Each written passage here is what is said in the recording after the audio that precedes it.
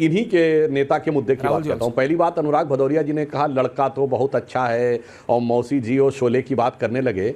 अनुराग भदौरिया जी, ये यूपी के 2 लड़कों में से कौन से लड़के की बात हो रही है जो कभी कभी बैठ जाता है लोगों के साथ और कुछ पता नहीं तब 4 लोग बहका ले जाते हैं? तो जरा दर्शकों को बता दीजिएगा कि ये 2 लड़कों में से कौन से लड़के की बात हो रही है?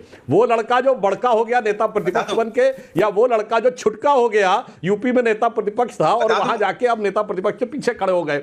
अब आपके नेता यानी छुटका नेता अखिलेश जी की बात करता हूं।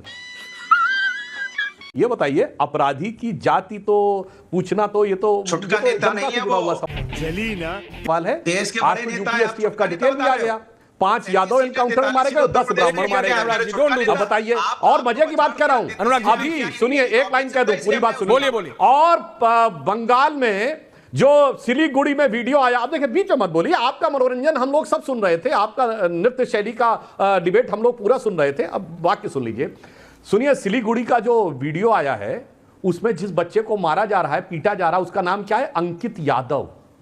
अब यादव नहीं जाग रहा अखिलेश यादव के अंदर का, क्योंकि अब ममता जी के साथ तो वहां कलकत्ता में जाकर तो समाजवादी पार्टी राष्ट्रीय कार्य समिति कर चुकी है। अब न तेजस्वी जी का यादव जाग रहा है, अपराधी के लिए जागता है, पर अपनी मेहनत करके नौकरी पाने के लिए जाकर एग्जामिनेशन देने वाले यादव के लिए नहीं जागता। और जानते क्यों? मैं सारे देश के दर्शकों से कहना चाहता हूं, सुनो क्या कनेक्शन है अखिलेश जी और ममता जी में।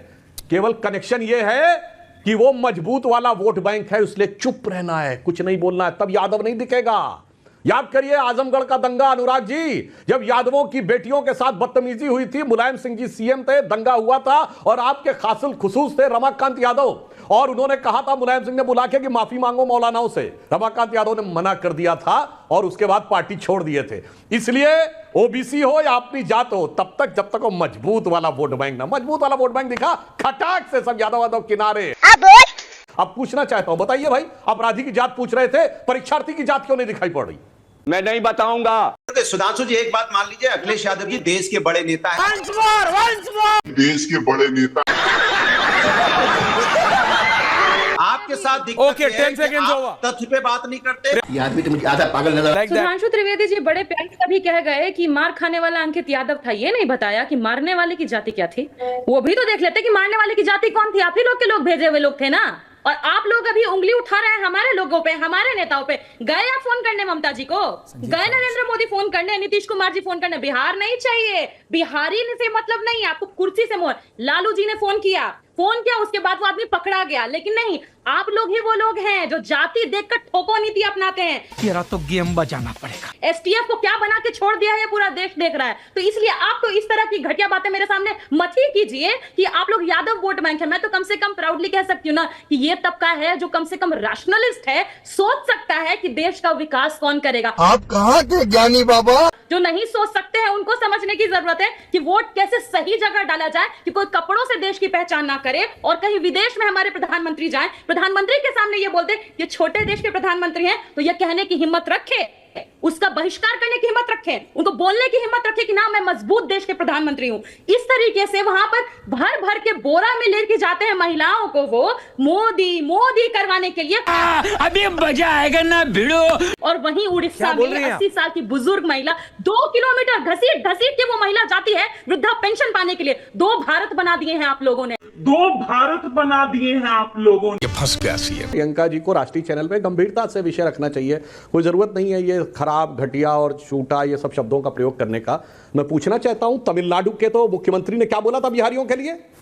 हम तो हम किसी काम को छोटा नहीं मानते। उन्होंने कहा था यही काम करने के लिए आते हैं। तो बोला था लालू जी ने स्टालिन को चुप। तेलंगाना ने क्या बोला था, तेलंगाना के मंत्री ने बिहार के लोगों के लिए? तो बोला था चुप, कांग्रेस के साथ। इसीलिए मैं कहना चाहता हूं, और आपकी पार्टी बहुत बढ़िया है। हम लोग बचपन में थे तो कहा जाता था लालू यादव जी गरीब गुरबा के मुख्यमंत्री हैं, और आज गरीब गुरबा का परिवार बिहार का सबसे अमीर परिवार है, जिसके ऊपर सैकड़ों करोड़ का नोटिस है। दिल्ली में भी कहा जाता, आरोप है कि दिल्ली में फार्म हाउस है, आरोप है कि जमीनें ले ली हैं, और इनका सामाजिक न्याय कितना जबरदस्त है और अपनी जाति के लिए कितना जबरदस्त अनुग्रह है कि जब कुर्सी छोड़नी थी तो कौन नजर आया?